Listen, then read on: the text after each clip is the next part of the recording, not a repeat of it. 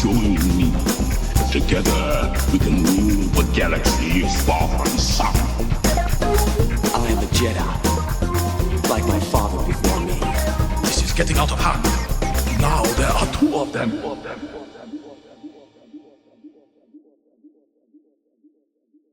What is up, everybody? Oh my goodness. It is doing a midweek podcast here. So welcome. There are Space Wizards, Plastic Spacemen, and Rebel Princesses. This is Big T and Little T, a Star Wars podcast. I'm Todd Hoffman. Trent's not here today, but we're excited to bring episode 222 to you. It is my birthday today, hitting level 50, so super excited. And I thought it would be cool to kind of talk about the top 50 favorite things in the Star Wars franchise. So kids are in full school mode, and we're doing football and cheerleading, so it's super, super fun. And just, again, playing some Fortnite, playing a little Chronos, which is a cool new game, kind of Dead Space-ish, and so we're having fun. Taking a couple days off here for my birthday, so super excited for that. But we want to really just jump right into our main topic, and we're going to be, again, kind of exploring the top 50 things of the Star Wars franchise. And so really, I think we'll start with characters. We're just going to kind of go down a list and see if you agree or not agree, it's all good. First things up, Darth Vader. Is he the ultimate villain? I kind of think he's not the ultimate villain, because in the Star Wars franchise, it really is Palpatine that is the villain, and I think that's what makes Anakin Skywalker so awesome. But don't get me wrong, Darth Vader's look, the music, all the kind of stuff. He has the greatest wrestling entrance of all time. He is super, super amazing, and I just love him. I think he's great. But I don't think he's the ultimate villain. I really don't. I think that goes to Palpatine, Papa P. But he's a rarely. Yeah, I mean, he's just one of the best. There's not much you can say more about that. But there's the fallen angel kind of redemption arc that is so amazing with Anakin, and so I have to say Darth Vader is great, but I don't think he's the ultimate villain. Luke Skywalker, again, kind of the original hero's journey. You have Joseph Campbell just baked into Luke's story. It's great. He doesn't know who he is, finds out the world is bigger than he thought, and the bloodline and his true friend, and his kind of extended friend family. I mean, you can't go wrong with that. So gotta definitely go with Luke Skywalker there. So basically, we got the next one up is, obviously we got to go with her sister. You have a twin sister, Princess Leia Organa. I mean, she's the rebel leader. She's the icon. She is just everything that you want to see in a strong female, and really just goes to show you that she doesn't take a lot from anybody. But then, she's got a soft spot for our next person, Han Solo, the charming scoundrel. So Han Solo, obviously not much explanation you need there, but the lovable scoundrel. I think Harrison Ford, obviously prolific actor, amazing performance in the original trilogy. I just think Han Solo is that kind of, he understands, hey, I did this on my own. Again, it's in the name, but then he really just kind of drives, he just makes it happen with the rebellion, with Princess Leia. Obviously, both Leia and Han struggled, obviously, with parenting when you have Ben Solo and all that kind of stuff. But that's not what we're here for today. That's a different subject for a different day. But very, very cool. You got our boy, the Grandmaster Jedi Yoda. Again, still to this day, almost 50 years from, well, actually, probably a little bit more. We need a little bit more time. But we're getting closer to the 50th anniversary of Star Wars. But, introduced in 1980, Empire Strikes Back, Yoda. I mean, you can't get any better than Yoda. He is just amazing. He's got lots of Jedi wisdom, a little mystery to him, obviously, when you first meet him. But, Yoda also makes mistakes. Putting the Jedi Temple in Coruscant, not a good idea. Not seeing the warning signs of Anakin and all the things with Obi-Wan, not really a good idea. One of his pupils, obviously Count Dooku, fell. So, Yoda's got little skeletons in the closet, but hey, 900 years old. He still looked good. He's pretty awesome.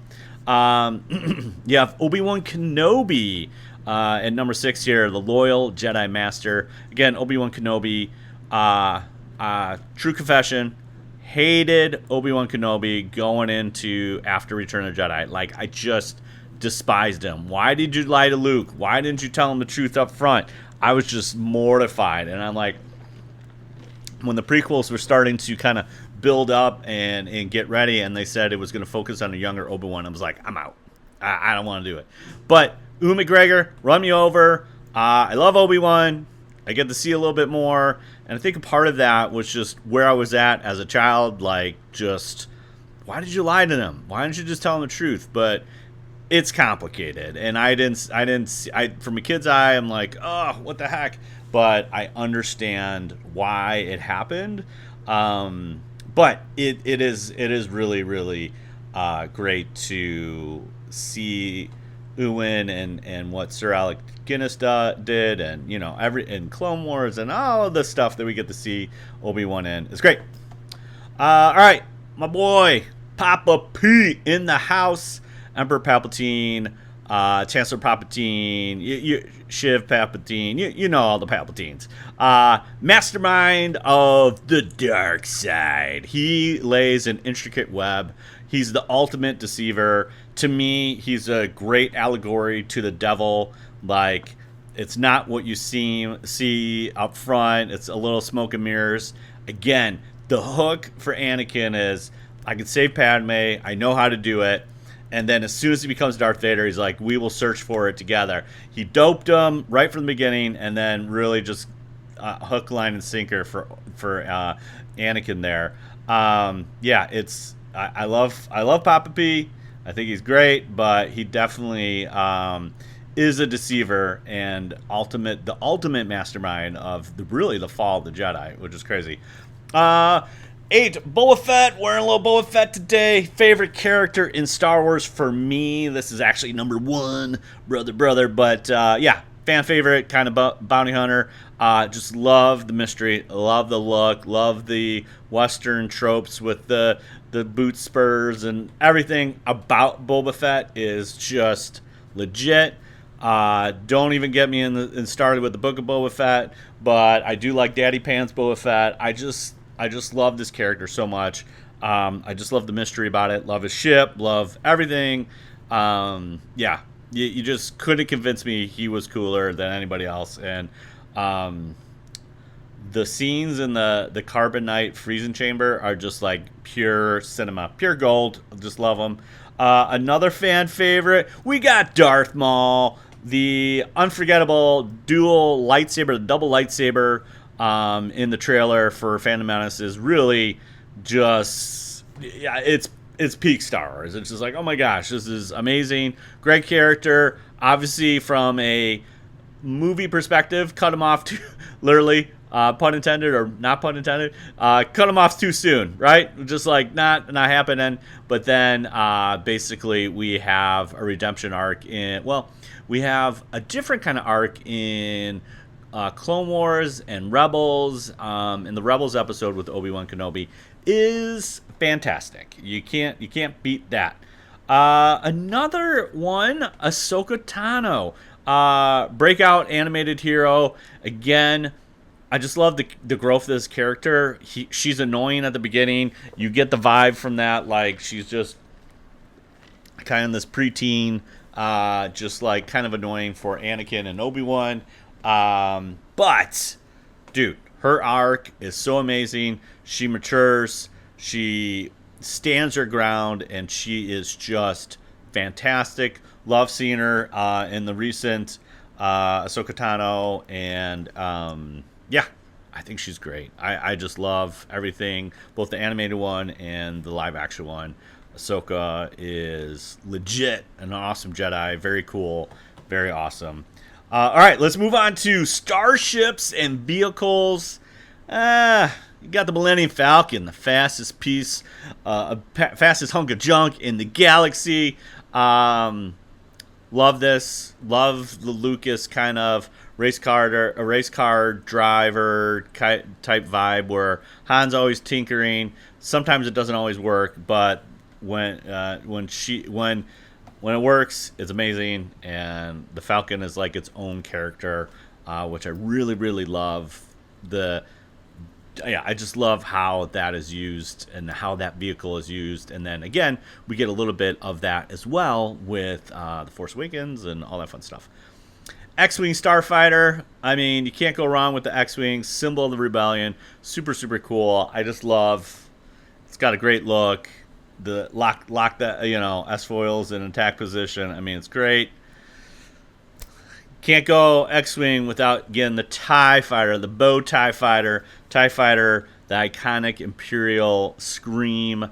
There's just a unique sound with the TIE Fighter, and it's so, so good. It's just amazing. I love that vehicle. Okay, can't go too far from the TIE Fighter without talking about the Imperial Star Destroyer. Again, power, intimidation, can bombard planets from space, from low orbit. If you play Fortnite, a couple seasons ago, we got the Star Wars update and got to control the Star Destroyer from and be able to bomb the Fortnite map. It was awesome. It was great. It's one of the coolest things. And then even cooler was, in fact, I got it as my screensaver for my Xbox is the X-Wing or the Imperial Star Destroyer coming out of kind of Fortnite or breaking into Fortnite. Oh my gosh, I just love it. It's great. Great. Ginormous. It just, again, if you talk to most people that were there in the seats in the 1977, it is that first shot. It's the first shot, and first impressions are always, and we got the Imperial Star Destroyer just kind of owning the screen. It's large and in charge, and it's just like, that is amazing, and it's super, super cool. Another one, again, Boba Fett, Slave One, the Fire Spray gunship, attack patrol starship, if you will. Just great. Looks like an iron or like a lamppost or an iron, but it's got that kind of cool rotating thing. And yeah, I love how they even explored that a little bit in Mandalorian and Boba Fett. Super, super cool. I really love that. Obviously, you got to talk about the Death Star 1, 2, all of them, so basically Lucas didn't know if he was going to be able to make any more. So he decides to do what he thought was going to be in the third, but bring that in the first. And so that's why you get the Death Star 2 in Return of the Jedi, because that was really the ultimate, what he wanted to do at the end. But he didn't know if Star Wars was going to succeed, so he put it in the first one and just like, we're going to blow this thing up, and let's get out of here, kid. Yeah, Death Star, Ultimate Space Station. Again, super, super, with Rogue One and Andor, you get to see the beginning of the Imperial dominance. Can't go too far. This is my favorite vehicle. The AT-AT walkers, the mechanical dinosaurs of Hoth. They're just fantastic.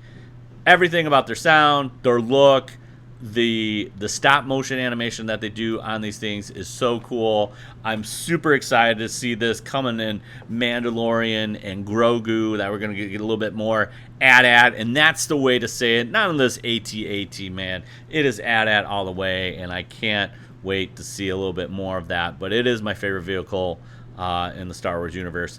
A surprising one is the Naboo Starfighter, that Art Deco look, Doug Chiang design. It is really a fun and sleek and bright and very different from an X-Wing, but it's really cool contrast to see that happen in Star Wars with the Naboo Starfighter. Another one, this one is so cool. I wanted the toy so bad. The Imperial shuttle. It's Vader's Omnibus, kind of transport that you see coming in Return of the Jedi. Actually, we get to see a little bit of that with the special edition Empire Strikes Back, but in the original it wasn't there.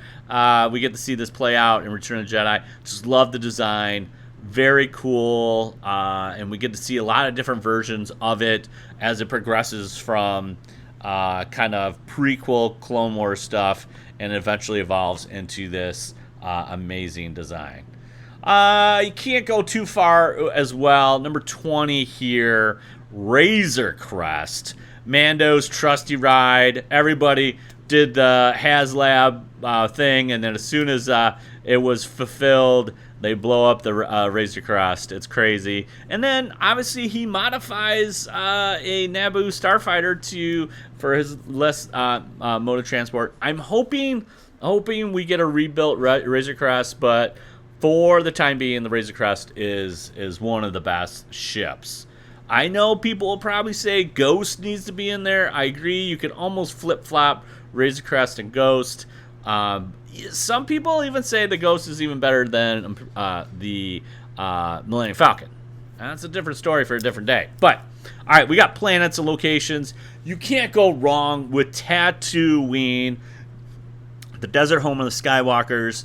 Very, very cool. I personally, for me, I have a lot of core memories with playing Star Wars in my sandbox. Sandbox was so Tatooine. I might have shared the story before, but basically, it is just, we would get new sand every year, and I would start digging it up, and I would find Greedo or a Stormtrooper and stuff like that.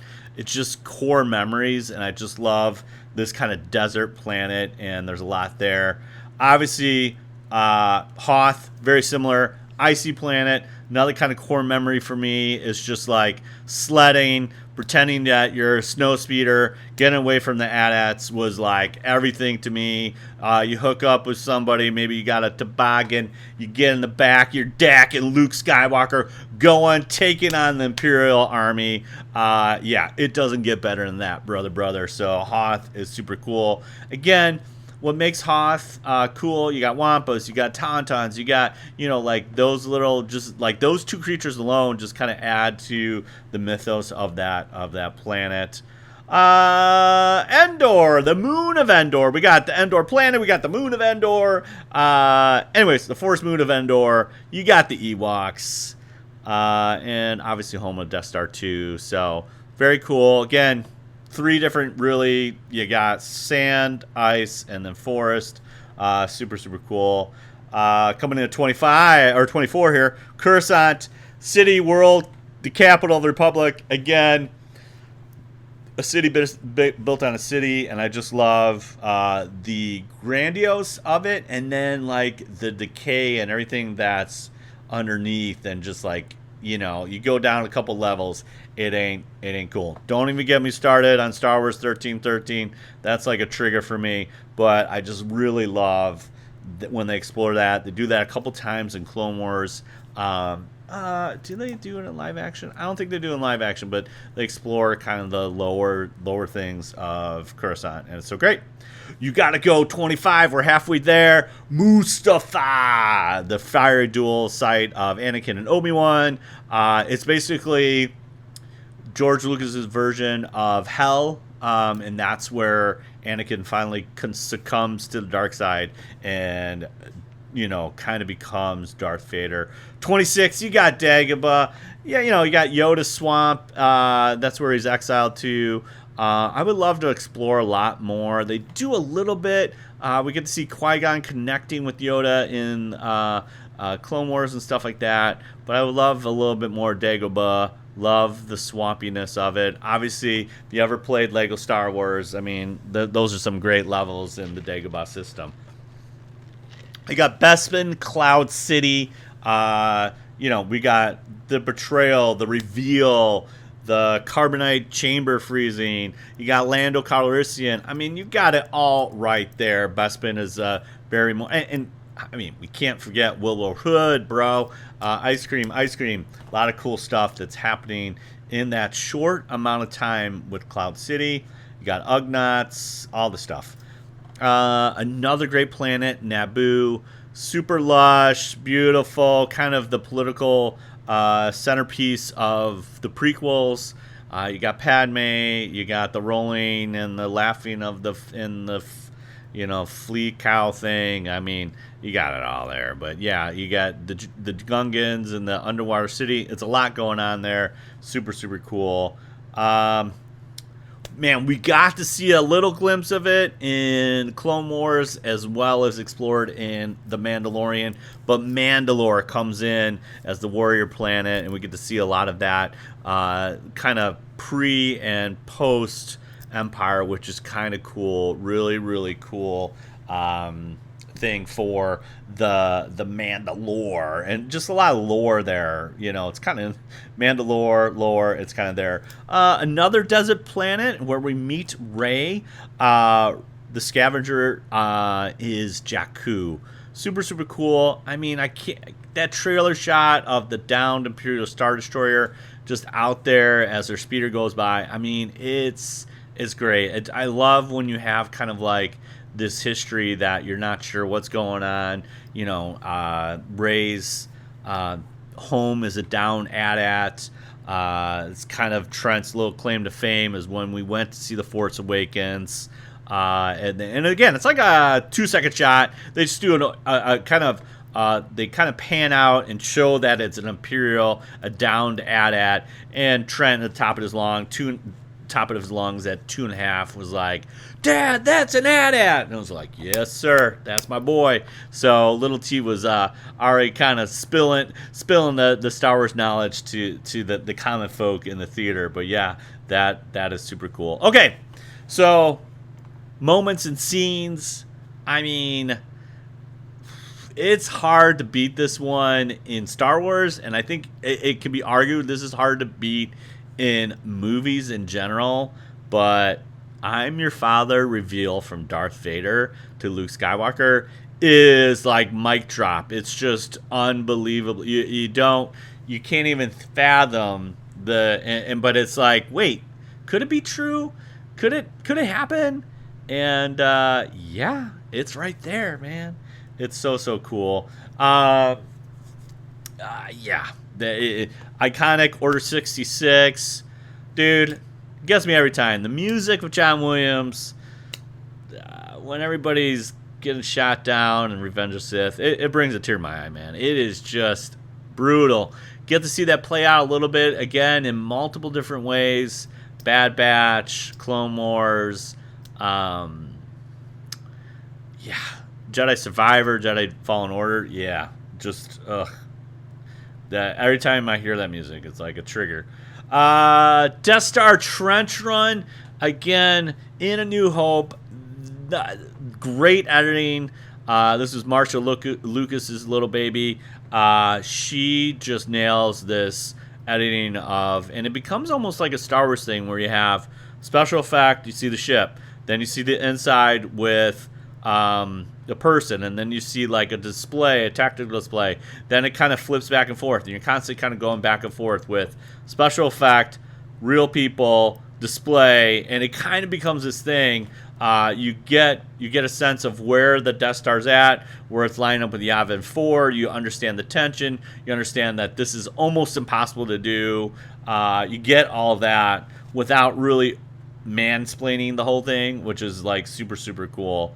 And yeah, again, another iconic scene is our moment here: Duel of Fates, Maul, Qui-Gon Jinn, and Obi-Wan Kenobi just nailing it with the Duel of Fates, and the music's great. This is where you get to see the double lightsaber. You get to see fast Jedi action. It's so great. Another great one is the throne room, the duel of Darth Vader and Luke Skywalker with the devil, the Emperor watching on. Yeah, it's great. You got, kind of Emperor really just saying this is a trap. This is all set up. It's all going to my design, and you're gonna be on my side and basically take out Darth Vader. And Luke turns the tables, and it's great. It's super super fun. Luke trying to lift the X-wing on a Dagobah is so good. Yoda's line to me is one of the best. Is like, I don't believe it, is what Luke says, and then Yoda just comes in with a zinger, kind of a stab, and that is why you fail. And it's just like, ugh. If you only believe in yourself and you believe, in others, and you help, part of it is that first step is just like believing in yourself, and you could move mountains or X-wings if you want. And I think that is so poignant and just like, you need to do it, brother. So I think that's so cool. In most cinema, you get it, but really the title screen, kind of the open crawl of Star Wars is just iconic. A long time ago in a galaxy far, far away, goes to black, see Star Wars, big boost of John Williams in your face, and you get to see the crawl, and then the music dies down, and you either go up or down depending on what you're doing here. But most, the most iconic one is kind of go down and see what's happening either in, kind of low space orbit or space, and golly, so good. Cantina scene in Mos Eisley's cast of characters. There's so many aliens and great. It's kind of out of this world. And again, the Cantina band, Figure and Dan. Oh my gosh, it's just really iconic. There's just so much going on, and till this day, there's a lot of even behind the scenes stuff. You're like, I didn't know there's a bunch of astronauts, there's insects, there's all these props on the wall. I mean, it's just full of it. Again, little inside baseball. I mean, Lucas was not happy what he got. He filmed in England. He asked 20th Century Fox for more money, did another pickup shots, and that's where most of it comes from, is from the LA shoot, and it works, man. It just works. I love the kind of normal costumes off the shelf, basically, these masks, and then new ones. It's so much fun. Rey igniting the lightsaber in Force Awakens is pretty iconic. Total truth here. Force Awakens opening night, had to go to the bathroom so bad, and I'm like, okay, they're just talking and stuff like that. I'll just go to the bathroom. So I run, go to the bathroom, come back. My buddy P is like, dude, you missed so much. So after that second viewing, it's like, oh my gosh, I missed this whole flashback scene. I really wish they did go a little bit more in Empire. There's if you want, you got the Force Awakens art of book. They had a little Darth Vader, Luke Skywalker thing. Even if it was from afar, I thought it'd be cool to see it from a different perspective.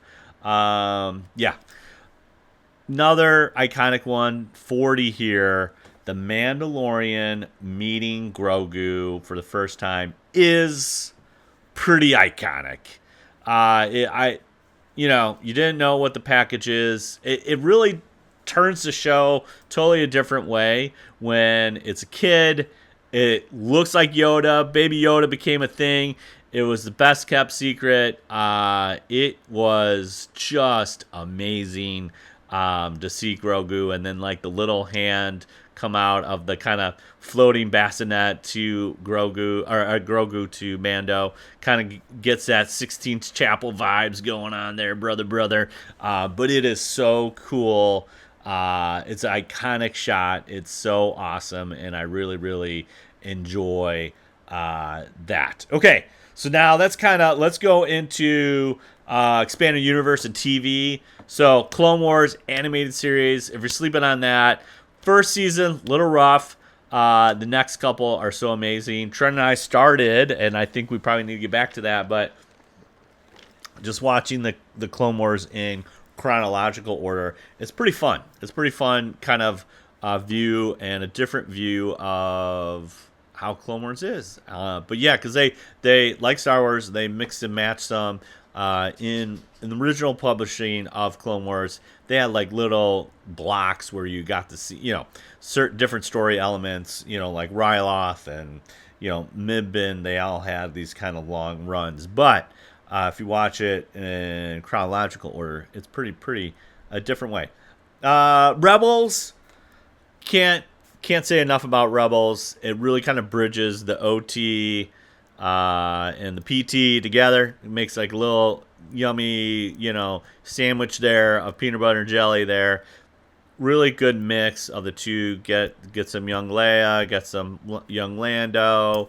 You got Hondo. I mean, it's great. It's all there, man. It's great.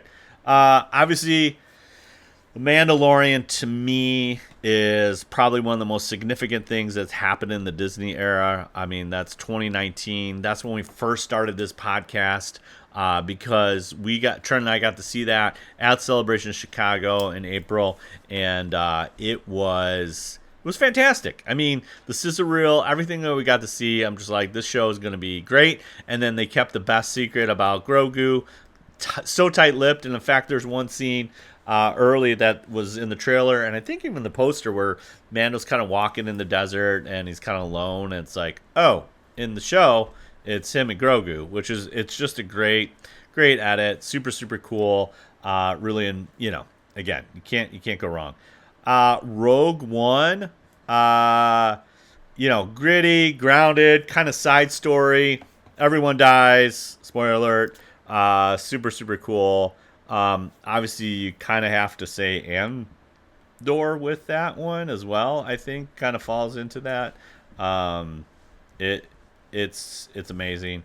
Yeah, I think you have to slide Andor into that because it's just gritty and amazing. KOTOR, Knights of the Old Republic. This is when the Dark Ages, BioWare just drops this legendary role-playing game in the Star Wars universe. It's so good, so fantastic.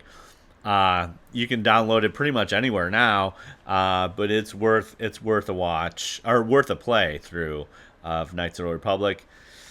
Thrawn, the Timothy Zahn version, or the new kind of Clone War or Rebels version, and Ahsoka version are all. I mean, he's a brilliant villain. Very cool. Literally expanded universe, expanded the unknown regions, wild space. Well, actually, they come from the unknown regions. But this Thrawn is really a fun character.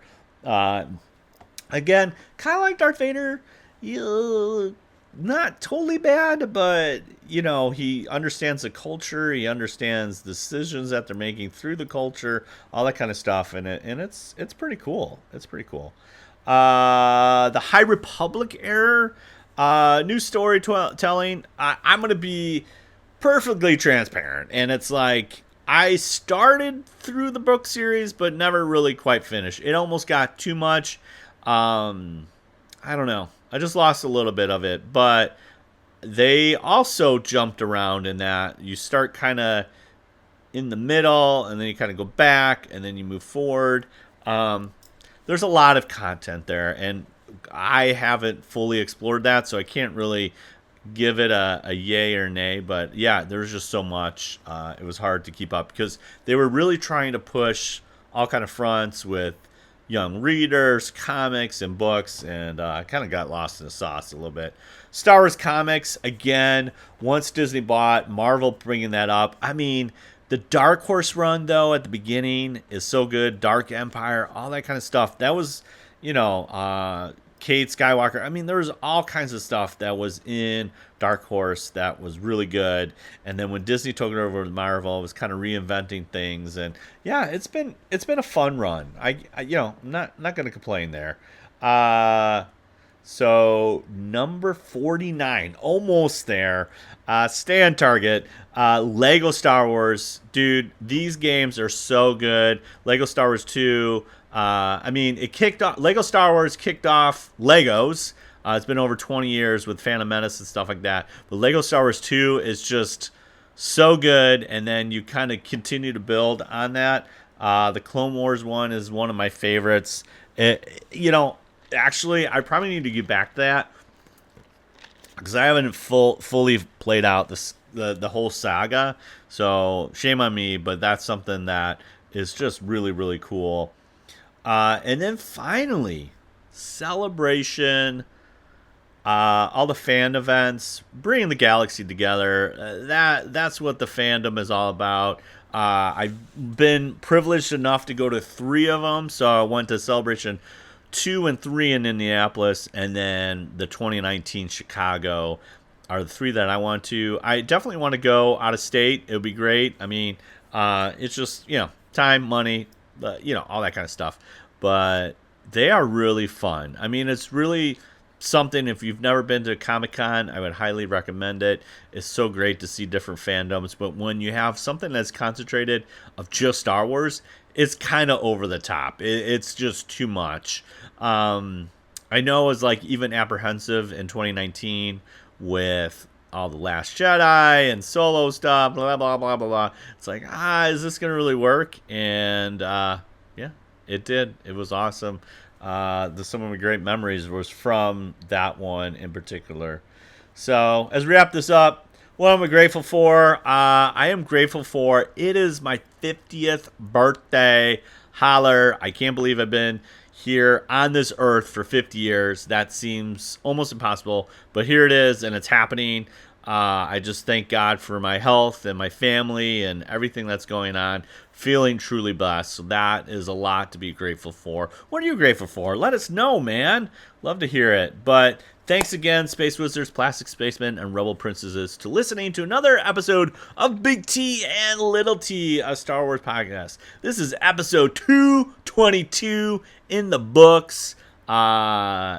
It's been a wonderful ride. You can find us on the socials, Big T Little T Podcast on Instagram, BLILT Podcast on the old Twitter, Big T Little T Podcast.bsky.social on the Blue Sky. And then you can follow us here, twitch.tv/Big T Little T.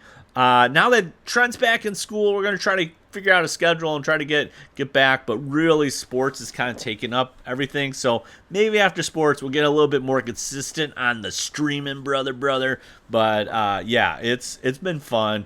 Hey, we got stickers, we want to hear from you, so comment, tweet, rate us on Apple Podcasts, drop us a 5-star review on Spotify. Email us at bigtlittlepodcast@gmail.com. Drop us a question. Let us know what you're grateful for. What are some of your favorite things in Star Wars? And we'll send some swag your way. So that is pretty cool. Next week, or whenever we do this again, it's probably going to be Star Wars. Scheduling's been a little weird, but we're getting there. We're getting there. So, but yeah, it's been super fun. Yeah. It's been a great ride, and hopefully not only do we have hopefully another 50 years, but maybe another 222 episodes, dudes and dudettes. That would really, really, really be cool. Now remember, truly wonderful the mind of the child is, and may the Force be with you always. Bye, bye, bye, bye.